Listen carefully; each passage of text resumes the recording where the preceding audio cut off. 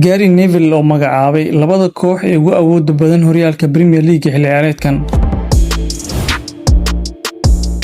Soo dhawaada saaxiibayaal, haddii ay tahay markii ugu horeysay aad soo booqato, waxaan ka codsanayaa inaad nagu soo biirto oo aad ka mid noqoto asxaabta nagu xiran.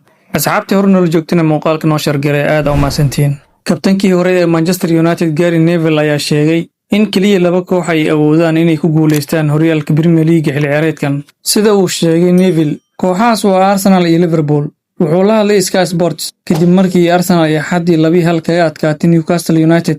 Kooxda Mikel Arteta ayaa gool loogu naxsaday oo uu dhaliyay Nick Woltemade, balse waxaa wadada guusha ku soo celiyay Mikel Merino iyo Gabriel Magalhaes. Natiijadaas ayaa Arsenal ka dhigtay inay 2 dhibcood oo kaliya ka hoos maraan hogaamiyaasha Liverpool.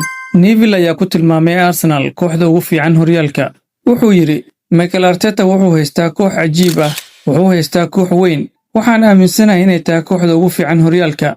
Laga yaabay sidoo kale inay tahay kooxda ugu fiican guud ahaan Yurub. Hase yeeshee waa inaan si hoose u iraahdaa, maxaa yeelay Liverpool xitaa waa kuwa heer sare ah. Waxaa jira 2 koox oo kaliya oo hanan kara horyaalka, waana Liverpool iyo Arsenal. Cid kale ma awoodo.